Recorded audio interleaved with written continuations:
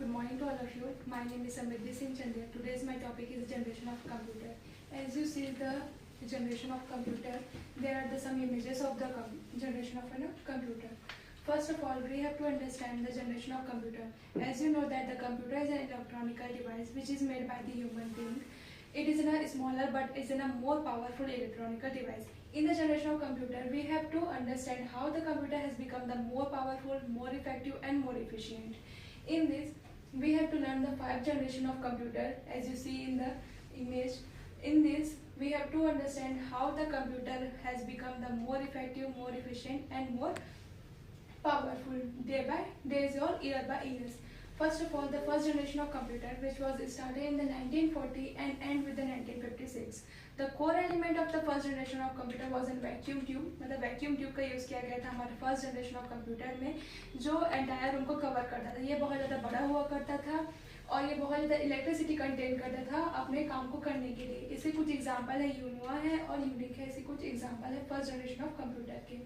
इसके कुछ एडवांटेज और डिसएडवांटेज देख लेते हैं हम लोग फर्स्ट जनरेशन ऑफ कंप्यूटर के. हम लोग इसके एडवांटेज ये है कि ये पहला इलेक्ट्रॉनिक डिवाइस था एंड पहला ऐसा डिवाइस है जो स्टोर करके रखता था हमारे मेमोरीज को. इसके डिसएडवांटेज ये है कि ये बहुत ज़्यादा बड़ा हुआ करता था जिसको हम लोग को यहाँ से वहाँ ले जाने में बहुत ज़्यादा डिफिकल्टीज होती थी क्योंकि ये पूरा एंटायर रूम को कवर करता था. ये बहुत जल्दी गर्म हो जाया करता था. इसमें मेंटेनेंस प्रॉब्लम बहुत ज़्यादा हुआ करता था. Now the second generation of computer which was started in the 1956 and end with the 1963. In this the core element of a second generation of computer was in transistor. Transistor का हम लोग use किया करते थे हम लोग second generation of computer में, जहाँ पर स्क्रिप्टेड बाइनरी लैंग्वेज को छोड़कर हम लोग मशीन लैंग्वेज का मतलब सिंबॉलिक लैंग्वेज का यूज़ करते थे. फर्स्ट जनरेशन ऑफ कंप्यूटर में हम लोग मशीन लैंग्वेज का यूज़ करते थे, लेकिन सेकेंड जनरेशन से हम लोग का जो लैंग्वेज वो सिंबॉलिक आ गया था. ये एक high level of programming language था. ये एक ऐसा लैंग्वेज ये ऐसा जनरेशन है जहाँ पर जो कंप्यूटर है वो स्टोर करके रखता था इंस्ट्रक्शन इन द मेमोरी में सेकेंड जनरेशन ऑफ कंप्यूटर में. इससे कुछ एडवांटेज और डिसएडवांटेज है. इसका एडवांटेज ये है कि हम लोग का फर्स्ट जनरेशन के अकॉर्डिंग में ये फास्ट हुआ था. उससे स्मॉल मतलब उसके अकॉर्डिंग हमारा जो साइज था वो स्मॉल हो गया था, रिलायबल हो गया था. इसके डिसएडवांटेज ये थे कि ये बहुत जल्दी गर्म हो जाया करता था और इसमें मेंटेनेंस प्रॉब्लम थे हम लोग सेकेंड जनरेशन ऑफ कंप्यूटर में. Now the third generation of computer which was started in the 1967 में स्टार्ट हुआ था और एंड हुआ था 1971 में. यहाँ का जो कोर एलिमेंट था वो इंटीग्रेटेड सर्किट. यहाँ पर हम लोग क्या बोलते हैं इंटीग्रेटेड सर्किट का यूज़ किया गया था, जहाँ पर ट्रांजिस्टर को छोटा करके सिलिकॉन चिप्स के ऊपर में रखा गया था जिसको हम लोग सेमीकंडक्टर बोलते हैं. थर्ड जनरेशन ऑफ कंप्यूटर में हम लोग जो यूज़र थे वो पंच कार्ड और प्रिंट आउट को छोड़कर कीबोर्ड और माउस का यूज़ करते थे बातचीत करने के लिए एंड अदर ऑपरेटिंग सिस्टम को इंटरफेस करते थे. यहाँ पर जो थर्ड जनरेशन ऑफ कंप्यूटर में इसमें अलाउ करते थे डिवाइस को जो एक एप्लीकेशन है वो डिफरेंट टाइप्स ऑफ वर्क कर सकता है एट द वन टाइम में. इसके कुछ एडवांटेज और डिसएडवांटेज ये हैं कि according to the last second generation ये हमारा साइज में छोटा आ गया था, चीपेस्ट प्राइस में आ गया था जिसमें हम लोग ईजिली अफोर्डेबल कर सकते हैं. इसका परफॉर्मेंस भी बहुत अच्छा हो गया था.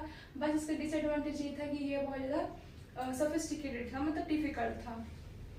Now the fourth generation of computers जो which was started in the 1971 till the present. Fourth generation of computer में जो कोर एलिमेंट है वो माइक्रो प्रोसेसर है, जहाँ पर हम लोग ये बोल सकते हैं कि जो यहाँ पर जो माइक्रो प्रोसेसर ने ही फोर्थ जनरेशन ऑफ कंप्यूटर को लेके आया गया है. द इंटायर ऑफ 4004 चिप्स थे वो डेवलपमेंट किए गए थे 1971 में. Has been located to the component of an computer. जो सारे जितने भी कंप्यूटर थे उसको हेल्प करने में मदद करता था. जो सेंट्रल प्रोसेसर है और हमारा मेमोरी है, इनपुट है, आउटपुट है, वो एक सिंगल सिलिकॉन चिप्स के ऊपर में आता था. जो फोर्थ जनरेशन का एग्जांपल है हमारा UGI है. इसके कुछ सम इमेजेस हैं हमारे फोर्थ जनरेशन ऑफ कंप्यूटर के.